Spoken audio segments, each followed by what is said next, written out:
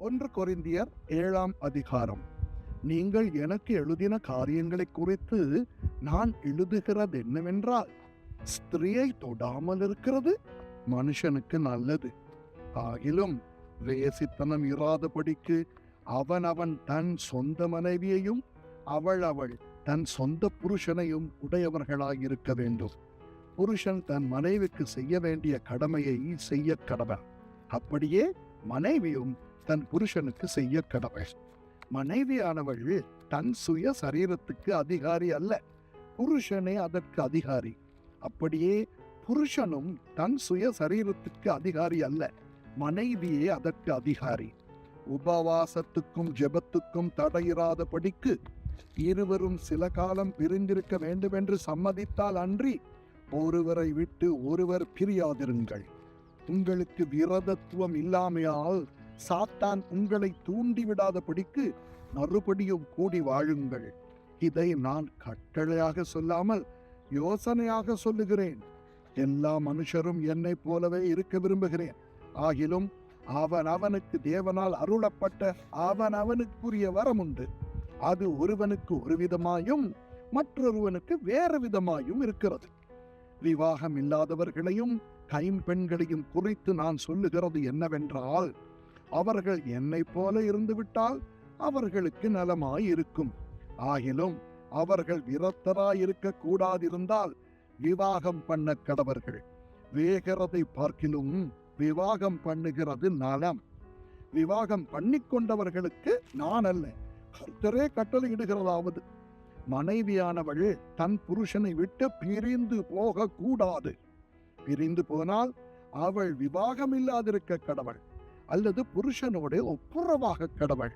புருஷனும் தன் மனைவியை தள்ளிவிடக் கூடாது. மற்றவர்களை குறித்து கர்த்தர் அல்ல, நானே சொல்லுகிறதாவது, சகோதரன் ஒருவனுடைய மனைவி அவிசுவாசியாய் இருந்தும் அவனுடனே வாசமாயிருக்க அவளுக்கு சம்மதம் இருந்தால் அவன் அவளை தள்ளிவிடாதிருக்க கடவன். அப்படியே ஒரு ஸ்திரீயினுடைய புருஷன் அவிசுவாசியாயிருந்தும் அவளுடனே வாசமாயிருக்க அவனுக்கு சம்மதம் இருந்தால் அவள் அவனை தள்ளிவிடாதிருக்க கடவள். என்னத்தினாலெனில் அவிசுவாசியான புருஷன் தன் மனைவியால் பரிசுத்தமாக்கப்படுகிறாள், அவிசுவாசியான மனைவியும் தன் புருஷனால் பரிசுத்தமாக்கப்படுகிறாள். இல்லாவிட்டால் உங்கள் பிள்ளைகள் அசுத்தமாயிருக்குமே, இப்பொழுதோ அவைகள் பரிசுத்தமாயிருக்கின்றன. ஆகிலும் அவிசுவாசி பிரிந்து போனால் பிரிந்து போகட்டும். இப்படிப்பட்ட விஷயத்தில் சகோதரனாவது சகோதரியாவது அடிமைப்பட்டவர்கள் அல்ல, சமாதானமாய் இருக்கும்படிக்கே தேவன் நம்மை அழைத்திருக்கிறார். மனைவியானவளே, நீ உன் புருஷனை ரட்சிப்பாயோ அல்லவோ உனக்கு எப்படி தெரியும்? புருஷனே, நீ உன் மனைவியை ரட்சிப்பாயோ அல்லவோ உனக்கு எப்படி தெரியும்?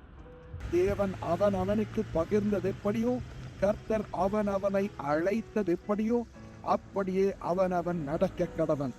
எல்லா சபைகளிலேயும் இப்படியே திட்டம் பண்ணுகிறேன். ஒருவன் விருத்த சேதனம் பெற்றவனாய் அழைக்கப்பட்டிருந்தால் விருத்த சேதனம் இல்லாதவனாய் இருக்க வகை தேடானாக.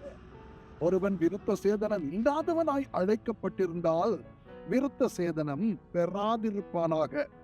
விருத்த சேதனமும் ஒன்றுமில்லை, விருத்த சேதனம் இல்லாமையும் ஒன்றுமில்லை. தேவனுடைய கற்பனைகளை கை கொள்ளுகிறதே காரியம். அவன் தான் அழைக்கப்பட்ட நிலைமையிலே நிலைத்திருக்க கடவன். அடிமையாய் நீ அழைக்கப்பட்டிருந்தால் கவலைப்படாதே. நீ சுயாதீனனாக கூடுமானால் அதை நலமென்று அனுசரித்துக்கொள். கர்த்தருக்குள் அழைக்கப்பட்ட அடிமையானவன் கர்த்தருடைய சுயாதீனனாயிருக்கிறான். அப்படியே அழைக்கப்பட்ட சுயாதீனன் கிறிஸ்துவனுடைய அடிமையாயிருக்கிறான். நீங்கள் கிரயத்துக்கு கொள்ளப்பட்டீர்கள், மனுஷருக்கு அடிமைகளாகாதிருங்கள். சகோதரரே, அவன் தான் அழைக்கப்பட்ட நிலைமையிலேயே தேவனுக்கு முன்பாக நிலைத்திருக்க கடவன். அன்றியும் கன்னிகைகளை குறித்து கர்த்தரால் எனக்கு கட்டளை இல்லை. ஆகிலும் நான் உண்மையுள்ளவனாயிருக்கிறதற்கு கர்த்தரால் இரக்கம் பெற்று என் அபிப்பிராயத்தை தெரியப்படுத்துகிறேன். அதென்னவெனில், இப்பொழுது உண்டாயிருக்கிற துன்பத்தின் நிமித்தம் விவாகம் இல்லாதிருக்கிறது மனுஷனுக்கு நலமாயிருக்கும் என்று எண்ணுகிறேன். நீ மனைவியோட கட்டப்பட்டிருந்தால் அவிழ்க்கப்பட வகை தேடாதே. நீ மனைவி இல்லாதவனாயிருந்தால் மனைவியை தேடாதே. நீ விவாகம் பண்ணினாலும் பாவம் அல்ல, கன்னிகை விவாகம் பண்ணினாலும் பாவம் அல்ல. ஆகிலும் அப்படிப்பட்டவர்கள் சரீரத்திலே உபத்திரவப்படுவார்கள். அதற்கு நீங்கள் தப்ப வேண்டும் என்று இருக்கிறேன்.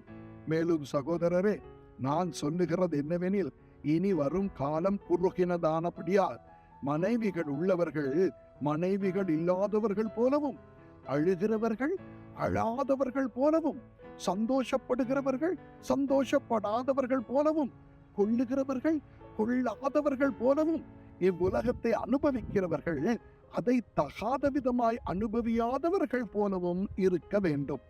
இவ்வுலகத்தின் வேஷம் கடந்து போகிறதே.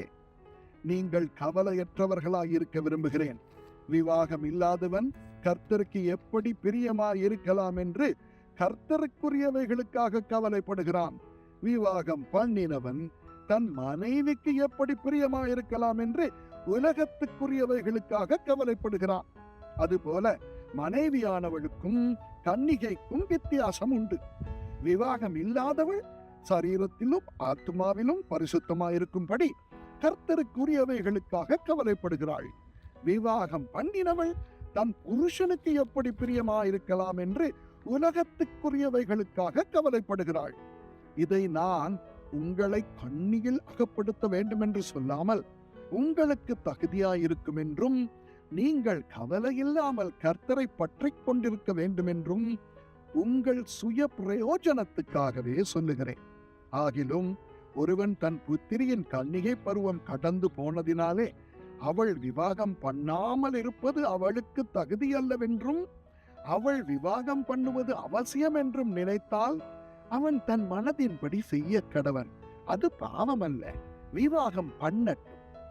ஆயினும் அதற்கு அவசியத்தை காணாமல் தன் இருதயத்திலே உறுதி உள்ளவனாயும் சுய சித்தத்தின்படி செய்ய அதிகாரம் உள்ளவனாயும் இருந்து தன் புத்திரியின் கன்னிகை பருவத்தை காக்க வேண்டும் என்று தன் இருதயத்தில் தீர்மானிக்கிறவன் நன்மை செய்கிறான். இப்படி இருக்க அவளை விவாகம் பண்ணி கொடுக்கிறவனும் நன்மை செய்கிறான், போடாமல் இருக்கிறவனும் அதிக நன்மை செய்கிறான். மனைவியானவள் தன் புருஷன் உயிரோடு இருக்கும் காலமளவும் பிரமாணத்தினால் கட்டப்பட்டிருக்கிறாள்.